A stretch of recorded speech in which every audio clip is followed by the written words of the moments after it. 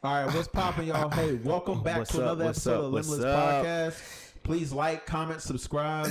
We are the Everyday Common Dads Podcast, where we give you our perspective on life, football, and anime. So, sorry, my bad. Hey, let's get into it. All right. Was this the biggest choke in playoff history? Yes. And before people try and come for me, okay, I'm not saying Super Bowl because we know what the biggest choke in Super Bowl history was. 28-3. We already know that. We're talking about playoffs against a very beatable team. Yeah. We had two. Yes. It wasn't one, it was two. Well, let's start with the obvious one. Let's start with the obvious. Lamar Jackson and the Chiefs. So Lamar Jackson chose to play a different style of football than I'm pretty sure we've ever seen him play. Yes. He was going for the big play. He was going for the big play the whole time. And I'm just going to come right out and say it. No quarterback in the NFL is going to beat Patrick Mahomes throwing the ball. No, not right now. And by that, I mean Patrick Mahomes is going to do what Patrick Mahomes does. You have to do what got you there. And for Lamar Jackson, that was his running ability. Yeah, he's a dynamic runner. He's a dynamic runner. Previously against the Texans, he had 100 rushing yards. Yep. Don't get me wrong. I'm taking no credit from the Chiefs defense, but the Chiefs defense was daring him to run. Like, the only way, bro, you going to beat us is if you run. Yeah. Take on that challenge, bro. And I wish that Lamar would have gotten that bag that we know him to be for. You know what I'm saying? Like, let's keep it a beam. The defense did what they were supposed to do. Yes, in the first two series, it's the Chiefs though. It's the Chiefs. And Travis Kelce was playing out of his mind. Maybe it was a Taylor Swift effect. I don't know. But he was, I think, for the game he was 11 of 11. He dropped no passes. Yeah, he dropped no passes. None. Like, Pat didn't throw an incomplete pass until maybe 15, 16 passes, I think. Yes. But my whole thing is, like, look, it just looked like Lamar was uncomfortable the whole time. He was uncomfortable, and I'm going to go back to it. You were trying to play a style of football that you're not accustomed to. You had no business trying to play. Yeah. You can't. Your goal is to beat the Chiefs defense. Your goal is to not beat Patrick Mahomes. Yes. Because that would be an inevitable happenstance. And you called it. You said this, last week? I said it last week. You said, like, look, the Ravens will lose this game if Lamar tries to beat Pat Mahomes. Period. Rather than, you're not going to beat him. Your job is to not beat him. Your job is to beat that defense. The defense. Just like it's Patrick Mahomes' job to beat your defense. The Ravens' defense. Yes, it all comes together. But when you go out there on that field, your job was to beat Patrick Mahomes. Yeah. That's your job. Yeah. And okay, let me back up a little bit because this is irritating. Watching the Chiefs, watching Patrick Mahomes, we knew Patrick Mahomes was going to go to Travis Kelce. Yes. Everybody knew this. Yes. Stevie Wonder knew this. Yes. And he still balled out. I'm going to him. Regardless of what y'all do, regardless of the game plan y'all have, I'm going to him. The Ravens should have took on that same game plan. Yeah. All right. Y'all gonna go to him? Our best play. I mean, don't get me wrong. Likely is really good. Zay Flowers is really good. Likely was being double teamed. Yep. Andrews was coming back from injury. He was being double teamed somewhat throughout the game. Your one saving grace was Zay Flowers. That's a mismatch no matter who's on him. Yeah. So you take that and say, okay, y'all gonna go to y'all best guy. We're gonna go to one of our better guys that is in single coverage, and we're mano y mano. Yes. You got Kelce, I got Zay Flowers, but I also have the ability to run the damn ball. Bro, and let me tell you, when he decided to not do that, right? When he decided, you saw it. When he decided to cut that part of his game off, and it didn't help that fumble with Zay Flowers when he dove for the end zone. Yeah, I'm not gonna put that on him. He dude trying to make a play for it was you situational football. Yeah, situational football. You're inside the 3-yard line at that point. I wouldn't have dove. I would have just ran and okay, if he tackles me, at least that puts. Or at least tuck it and at least tuck it and torpedo. At least that puts. At least tuck it and torpedo. We got a comment. Yeah. Who talking noise? My boy Raymond talking about it's not the biggest choke, but we'll get to why we really think it possibly was. I think so. I think it was the biggest choke because of the modern day Patrick Mahomes, Josh Allen, Lamar Jackson era, because this is their era. I think it was the biggest choke because you clearly saw a Kansas City Chiefs team throughout the course of this season. You saw that they were legitimately... They weren't what they used to be. They weren't what they used to be, and they were legitimately beatable. Like, period. They were legit. Not saying that they were a sucky team, but compared to teams of old that they had, this was their worst team. Yeah. This was their worst team, but this was probably their best defense to a certain degree. Yeah. But this was their worst team, and they weren't legitimately beatable. And if you watch that game, you saw so many times where Lamar could have took off. They were daring them to do it. And I'm a leapfrog a little bit ahead. Brock Purdy is a game manager. But Brock Purdy did what Lamar Jackson should have did. Brock Purdy dropped back into coverage. Yes. 1 Mississippi, 2 Mississippi, If 3 the Mississippi, opportunity 1 presented read itself, gone, 2 read gone. I think towards the end of the game, he was like 1 Mississippi, and his ass took off. Go, man. Mapes mentioned that if that Zay Flowers fumble didn't happen, it would have been different. Yes, I completely agree that changed the trajectory of the game. It did. But man, it just they were gonna lose that game anyway. The way the Ravens were playing all year, it was almost as if it was a foregone conclusion they were going to the Super Bowl. Yes, and to me, that's why this had to be the biggest choke, because it wasn't that the Chiefs were doing something astronomically different than what Lamar has seen all year from all 31 other teams. It's just that on the biggest stage,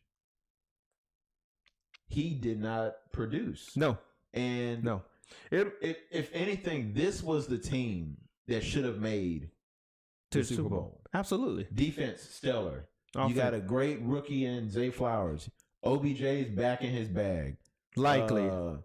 Bateman. Lamar, likely. It just Edwards. It was all there for you to the taking. It was there for the taking. And it's just hard for me to not point the finger at Lamar. Not to mention if you run the ball, guess where Patrick Mahomes got to stay at while you run? Guess where you got to stay? Sideline. Just saying. And the clock is running. And it just... And you're tiring the defense out. Sorry, go ahead. It's just one of those things like... The biggest outlier to me was that Lamar wasn't the Lamar. Yes. And for those Ravens fans that are out there trying to point the finger at the offensive coordinator, it's hard for me to say that that's his fault. First of all, let's not do that. We can't do that because he has called the same plays in the same fashion that he's called the whole year. I'm not in the locker room, I'm not in the meetings, but there is no way, my favorite phrase, there is no way in the pit of Hades that you're going to tell me Harbaugh and Monken did not give Lamar Jackson freedom to do as he please on that field. Period.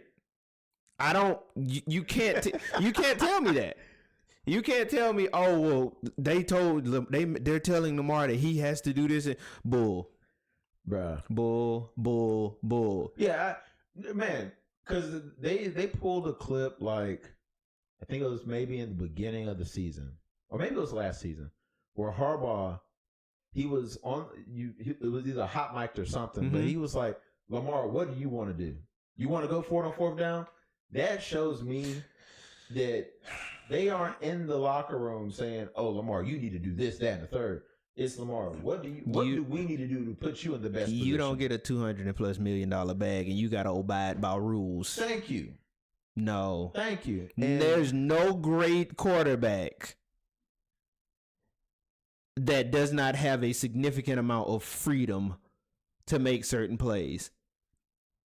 Lamar Jackson, Patrick Mahomes, Drew Brees, Aaron Rodgers, Peyton Manning, Eli Manning. Yeah. The list goes on and on and on. Yeah, no, I agree. And Mapes brought up a good point. And the only one I could think of was Matt Ryan.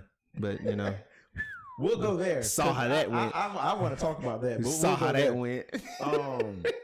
And Mapes brought up a good point that you could kind of tell how this game was going to go in pregame.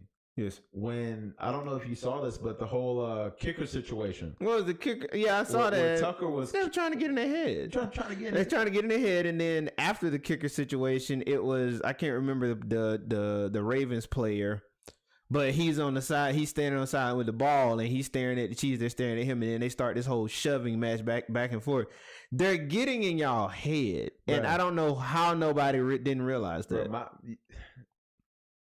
It honestly came across as they've never been there before, so they don't know how to act. No, because Patty was like, "Do what you want to do." And I've been here before. And you had the one situation that I will put on Zay Flowers is the taunting one. Oh, don't. Bruh. What are you doing? I understand that this is the championship game. Yeah. I understand that you just caught a bomb because they left you wide ass open. I understand that you juke buddy, he tackled you, he's still holding your leg. So freaking get over it. What? It's football. It's football. He did that to get a rise out of you. And not only did you, I guarantee you, if you would have just snatched your leg back and threw him off, ref wouldn't have called that. Yeah. It was the flick of the ball, standing over him. Yes, we love that in sports, but you can't do that in the NFL now. But have it. Use it wisely. Do it at a wise point. You can't do that in the NFL now, especially when it's wide ass open like that and it's 1-on-1. You can't do that in the NFL now. Yeah. So that put y'all back 15. And y'all were at the 8-yard line, 7-yard line, something like that. So you know where you're at. But yeah, to sum it up, that's literally what it was. Y'all ain't never been here before. Y'all never been here before. We've been here several times. Y'all are super emotional right now. When you have never experienced it, you don't know how to act. You don't know how to act. So hopefully, it's like first time you get something, you don't know how to act. Bro, you showing all 32, you don't know how to act. I'm hoping that the Ravens maintain this pedigree and are able to come back next year. More mature next year. Understanding, look, we know how we can't be next time we do this. Now, my question to you is, if there is a next time, was this a bigger choke than what we saw with the other game in the Lions versus the 49ers? Because I ain't gonna lie to you. Oh, God. I almost turned that game off because it was 20-7 going into the third quarter, I believe. So when we say biggest choke, we are talking about, the overall team. But for me, so I'm going to dissect this a little bit. Go ahead. For me, it wasn't necessarily the biggest choke. I think the Lamar was a bigger choke, even though because it was of the one singular player. Yes. Okay. Lamar could have took that game over. Period. End of discussion. Yes, he could have. Cut, paste it, do whatever you want, cement it. Lamar could have took that game over. Okay. If he truly played Lamar Jackson football, he could have took that game over. Yes. The 49ers and the Lions, the moment was too big for a few of those players. Okay. And I say that because, bruh, don't give me that's one. That guy. I say that because Jared Goff did all that he could. Yes. Jared Goff played amazing. So many dropped passes. Yeah. Yeah. Take away those drops, bro, they still in the game. Yeah. Like, they are legitimately in the game. Yeah, you're right. And we all know, like I said before, we said it on previous podcasts. Scroll down and check them out. We said it on previous podcasts. If you played the game, you understand a momentum shift. Yes. And when a momentum shift occurs, you see it. It's as plain as day. Yeah. They came out at halftime flat. The 49ers came out at halftime like, okay, guys, we can't play no worse. Yeah. Like, this is the worst we could possibly play. And let's be honest, they are a second half team. They are a second half team. And I said that watching the game, I'm like, at the end of the day, you much rather be a second half team than a first half team. Yes. We've saw it with the Patriots countless times. Yeah. Patriots are notoriously a second half team. But I'm watching the game and body language is off. Yeah, Jahmyr Gibbs, the fumble. All right. It happens, whatever. After that play, it's like, oh, we're gonna lose, bruh. Like, oh no! You just saw the air deflate out, and like I said, Brock Purdy has the ability to become a game changer, but even in that game, Brock Purdy was still a game manager, because he dropped back and it was like, you know what? I'm not gonna sit in this pocket because some of these throws, other quarterbacks probably would have took some of those throws. Brock was like, I'm not losing this game. Yeah, I'm hauling ass. Man, I think that one, he made the right decisions when the right decisions. Period. And the reason why I still put him in that game manager category, not say. And once again, I go back. It's not a derogatory term. It's not a disrespectful term. You still making more money than me, so whatever. Period. But the thing is, it's like, pay my house off though. If you want to, you want to be nice. Ayuk was going off.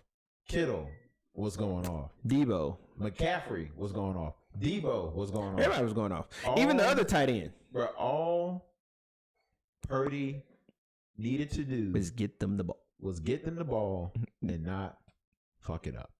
He threw one pick, and that pick was just a good play. That pick was just a really good read by the defense. Play.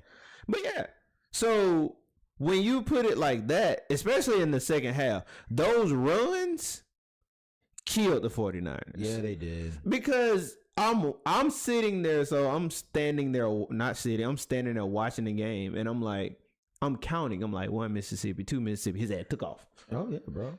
That gap opened up, and he was like, I'm out of here. Bruh. That's what you're supposed to do. Because not only are you getting positive yards, not only are you deflating the defense, the clock is running.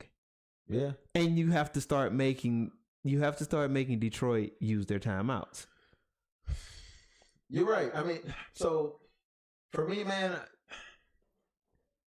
although the Lamar choke is up there, right? For me, the whole Lions game or performance, that was just a choke that reminded me of the Atlanta Falcons, the 28-3. Yeah. Because once again, you got a team that's never been there before, and so when they were up, they didn't know how to act. But you got them taunting on the sideline, waving goodbye. The only reason why I won't say that, the only reason why I'm still gonna hold Lamar one over the Lions one is Jared Goff was still trying to do his thing. He was. The 28-3 one, Matt Ryan know what the hell to do. Matty Ice had melted. Matty Ice didn't know what the hell to do at that point. So just a quick story about that, bro. I remember I was on deployment in Afghanistan. I was watching the whole game during the Super Bowl. I was watching the whole game, and they were up 28-3. I said, "Man, screw this! I'm going to sleep." And boy, woke up. I was like, "What is champions, bruh?" I woke up. Many people. Like, what is going on? We're getting off topic a little bit, so bear with this. So many people turned the game off. I was like, I'm still finna watch it because I remember she was like, "Oh, we gonna win. It's gonna win." I say, just wait a minute. Just wait a minute. I say, just wait. I say, just wait a minute. Because She has just gotten into football, and I'm like, I said, just wait a minute. I said, you see that guy over there on the sideline, number 12? I said, just wait. He got that dog in him, bruh. That fourth quarter hit, all I saw was. Let me tell you, when I knew that it was about to go the complete, that the game flipped on his head, when Julian made that miraculous catch Off the leg. Oh, That's a wrap. All bro had to do was move his leg. I was like, it's a wrap. Move your leg, bro. Over. Your leg. But hey, we're back. We're back. So, all in all, all in all, 2 of the worst chokes in playoff history. The fact that they happened on the same day in the championship game, 2:30, 5:30, was wild to me. Yes, in both championships. Was wild. And I didn't know, but I think they said that would have been Detroit's first time going to the Super Bowl. So. Right, it was funny. It was so sad. There was a meme. I felt worse for Barry. I say, dang, Barry. Barry. That's what I thought about. So there's a meme going around talking about Roger Goodell called in because he noticed that the niggas from Detroit and the niggas from Baltimore would be in the same place at the same time, and they would have Usher performing. Oh, we can't have this. We can't have that. We can't have that. Hit that kill switch. Hit the kill switch. Bring them back, man. Start calling fouls. It was bad. Start calling penalties for no reason. It was bad. I felt bad for him. I legitimately did. Them boys on sideline crying because we. I hate when I read comments and stuff and people are like, why are they crying? It's just football. That tells me you have never played before, bro. That's what that tells me. Bro. For any of y'all that comment, those who make those comments, you have never played a sport where it truly meant a lot to you. And you understand that you may never get there again. Bro, I was in middle school. I remember we were playing Don't even bring it up. Shut up. Don't even bring it up. Stop it. Just killed me. Yeah, I done cried a few times. We'll leave that there. Yeah, we leave that there. All right, so that wraps that up. Tell us who y'all think was the biggest choke. Was it the Ravens and the Chiefs game, or was it the 49ers and the Lions game? Yeah, please like, comment, subscribe. Because I want to know. Because I got some smoke for whoever want it. So bring that on. And I promise you, we in the comments. We ain't that big to where we ain't in the comments. Even when we do